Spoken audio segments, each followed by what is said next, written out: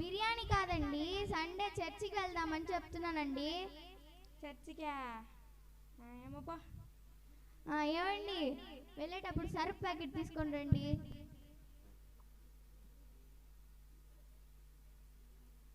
ఏంటి నా ఈ పక్క షాప్ ఉండేది ఆ పక్క. ఏమండి, షాప్ ఈ పక్క అండి. నేను సర్ఫ్ తీసుకొని రమ్మన్నాను. నువ్వే కదా వెళ్ళి సాయంత్రం రమ్మన్నావు. అయ్యో సాయంత్రం కాదండి, సర్ఫ్ తీసుకొని రమ్మన్నాను. సర్ఫా? మెల్లిగా అరవేమే, నాకేమన్నా చెవులు వినిపోయావా ఏమే?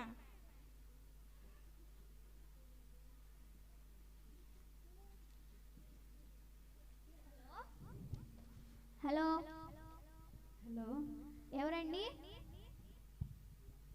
హలో, మీ నాన్నగారికి ఆరోగ్యం బాగలేదండి.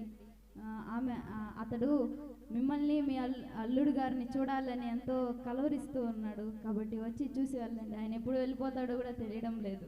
అయ్యో అవునా, సరే వస్తున్నామండి. ఇందా సర్ఫ్ ప్యాకెట్.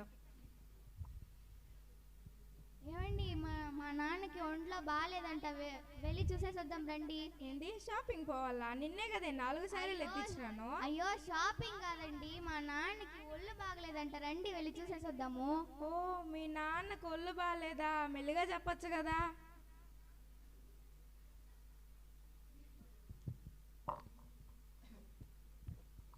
అయ్యో, ఇప్పుడు మామయ్య గారిని కలవడానికి వెళ్ళాలి. ఇప్పుడు వెళ్ళి ఆయనతో మాట్లాడితే నాకు చెవుడని అందరూ తెలిసిపోతుంది. సరే, ఒక పని చేద్దాము. నేను అడిగే ప్రశ్నలు ఆయన ఇచ్చే జవాబులన్నీ ఇప్పుడే రాసి పెట్టుకునేద్దాము. ముందుగా నేను వెళ్ళింది, మామయ్య బాగున్నావా అని అడుగుతాను. అందుకు ఆయన బాగున్నాను అల్లుడు గారు అంటారు. తర్వాత భలే సంతోషంగా ఉంది మామయ్య మీ మాట వింటా అంటే అంటాను. తర్వాత ఏ మందులు వేసుకుంటా అన్నారు మామయ్య అని అడుగుతాను. ఆయన ఏదో ఒకటి చెప్తాడు. సరే అనేసి నేను ఉంటాను. తర్వాత ఏ హాస్పిటల్ చూపించుకుంటా అన్నారు మామయ్య అని అడుగుతాను. ప్రైవేటో గవర్నమెంట్ ఏదో ఒకటి చెప్తాడు. తర్వాత మీరు గమ్మున ఉంటారు కానీ అన్నీ కరెక్ట్గా సెటిల్ చేసుకుంటారు మామయ్య అంటాను. మళ్ళీ వచ్చేద్దాము. అమ్మ, డైలాగ్స్ అన్నీ రెడీ అయిపోయింది. రా, మీ నాన్నని చూసేకెళ్దాం.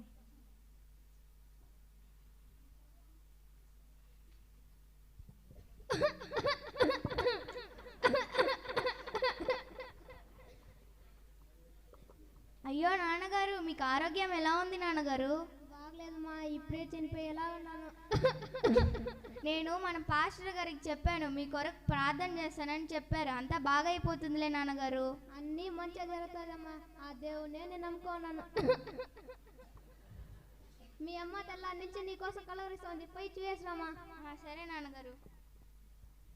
మామయ్య గారు ఎలా ఉన్నారు? ఇప్పుడే చనిపోయేలాగున్నాను అల్లుడు.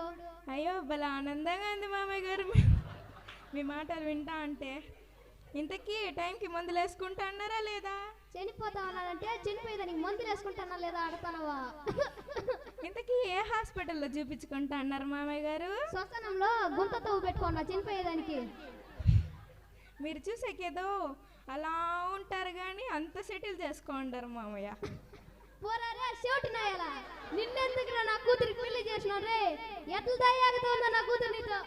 పొగిడింది చాలే మామయ్య.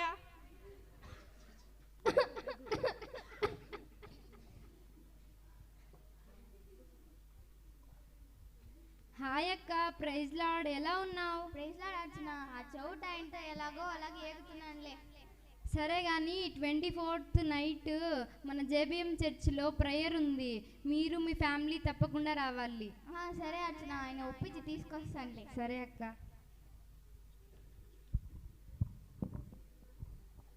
ఏమండి, ఈరోజు క్రిస్మస్ కదా, చర్చికి వెళ్దాం రండి. ఏమో అంటుంది, ఏమి వినిపించలేదు. ఏంది మళ్ళీ చెప్పా? ఏమండి, ఈరోజు చర్చి ఉంది కదా, ఈరోజు క్రిస్మస్ ప్రేయర్ ఉంది, పదండి వెళ్దాం చర్చికి. మెల్లిగా చెప్పచ్చు కదా, అయినా నేను వచ్చి మాత్రం ఏం వినబోతాను. అలా కాదండి, ఏదో 3 వాక్యాలన్నా నేర్చుకుంటే మీ జీవితంలో మేలు జరగచ్చు కదా. 3 ముక్కలా? సరేలే.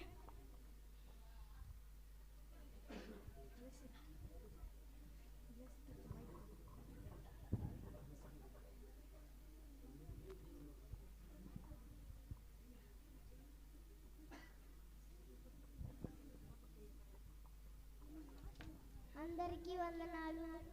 వందనాలు పాస్టర్. అందరూ వచ్చేసారా? మొదటి ముక్క దొరికింది. అందరు వచ్చేసారా? అందరూ కూర్చున్నారా? రెండవది కూడా దొరికింది. అందరు కూర్చునేసారా? క్రిస్మస్ అంటే ఏమిటి? క్రిస్మస్ అంటే క్రీస్తును ఆరాధించటం. దేవదూతలు వచ్చి ఆరాధించారు, గొర్రెల కాపరులు వచ్చి ఆరాధించారు, జ్ఞానులు వచ్చి ఆరాధించారు. అదే నిజమైన క్రిస్మస్.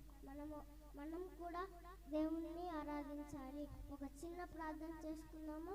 పరిశుద్ధుడా, ప్రేమ గల తండ్రి, నీ నామమున వందనాలేసయ్యా.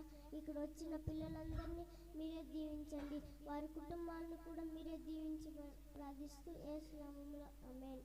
ఆమేన్. అందరూ వెళ్తున్నారా?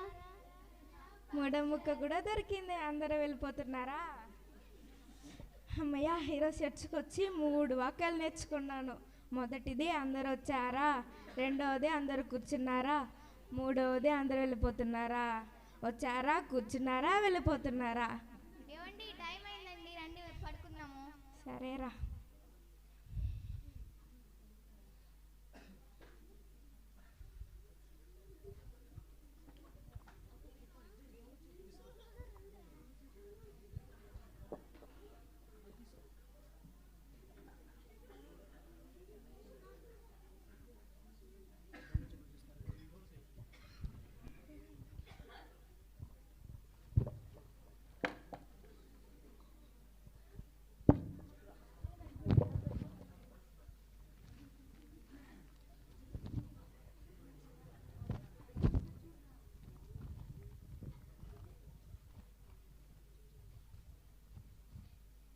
దొంగతనం కోసమే కొత్త ప్యాంట్, లుంగి, షర్ట్ కొన్నాను. ఎట్లరా ఉంది? బాగుందా? బాగుందినా? చూడకుండా ఎట్లరా చెప్తావు నువ్వు? చూసి కూడా బాగుందినా కదా చెప్పేదే. సరే, తెలివిగా ఉందిరా నీకు. దొంగకి ఒకటి ఉండకుండా ఉండేది ఏంటంటే మరి మర్చిపోడాలరా. అది మర్చిపోండిరా ఇప్పుడే. సరేనా? నువ్వు భయంగా ఉందినా? భయంగా ఉంది. వాళ్ళ ఇంట్లో పోయి నా షెడ్డి అన్న దొరికే పోతావు. గుమ్నే ఉండరా. నాకని భయంగా ఉంది. వద్దు. భయం లేదు, ఏం లేదు. దొంగకి భయం ఉండకూడదురా. భయం లేకపోతేనే మంచి దొంగ అవుతాడు. రా పదమ్మా. చిన్నప్పుడు మా నాయన దొంగన కొడక అంటాడన్నా. అందుకని అదేమో పెద్ద గొప్ప అని నేను కూడా దొంగతనం చేసేకి వచ్చేసిన అన్న. చూద్దాం రా. నా పేరు నిలబెడతారు కదరా? నిలబెడతాంనా? నిలబెడతారనేసి పోలీసులు తెరిపి అన్న చెప్పే పోతారా. నన్ను వేసుకొని నా షెడ్డి లాగపోతారు అన్నారు. లేదు పదనా, టైం అయిపోయింది పదనా. నువ్వు భయంగా ఉందినా? భయం లేదు, ఏం లేదు. రారా. భయంగా ఉంది. నన్ను ఎందుకు రాత్రి చేస్తున్నది రే? చిన్న పిశాసి లాకుండా కదరా రే. దొంగతనం చేసేదానికి పోయేటప్పుడు కూడా చిన్న పిశాసి లాగా చేస్తున్నావు కదరా రే. అందరు వచ్చేసారా? మనం వచ్చేసింది కూడా తెలిసిపోయింది నా వాళ్ళకి. ఏం తెలియదురా. వాళ్ళు నిద్రపోతుండర్రా. వాళ్ళు పెన్నత్తండర్రా మనల్ని. వాళ్ళు ఏం నిద్రపోతుండర్రా. వాళ్ళు పెన్నత్తండర్రా. సరే పదనా, టైం అయిపోయింది పదనా. మీరు భయం అంటున్నారు కదా. ఇప్పుడు మీకు ప్రూఫ్ చూపిస్తాను రండిరా. కాలు తగులుతుంది. రారా. కాలు తగులుతుందిరా. కూర్చోండిరా. అందరు కూర్చునేసారా? మనం కూర్చునేసుకుని తెలిసిపోయింది నా వాళ్ళకి.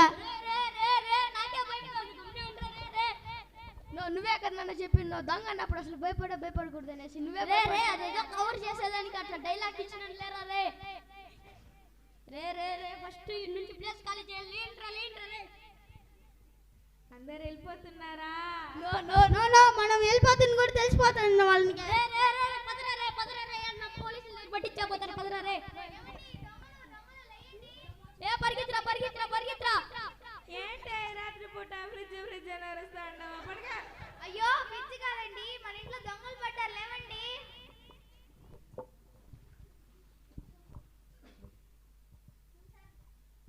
చూసారు కదా కదా, మా ఆయన చర్చికి వెళ్ళడం వల్ల ఆ 3 ముక్కలతో మమ్మల్ని దేవుడు ఆ దొంగల నుంచి రక్షించాడు. అలానే ఎవరైనా మీ చుట్టుపక్కల ఉండే వాళ్ళు చర్చికి రాకపోతే మీరు వాళ్ళని తీసుకురండి. వాళ్ళకి ఈ వాక్యాలు వాళ్ళ జీవితంలో మేలును తీసుకొస్తాయి. ఆమేన్. ఆమేన్. గట్టిగా చప్పట్లతో.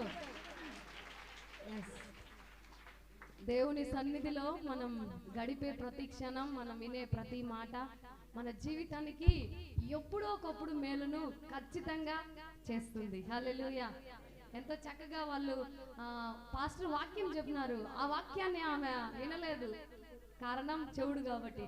అయితే వచ్చారా, కూర్చున్నారా, వెళ్ళిపోయారా అని గట్టిగా మాట్లాడిన ఆ శబ్దం వినింది.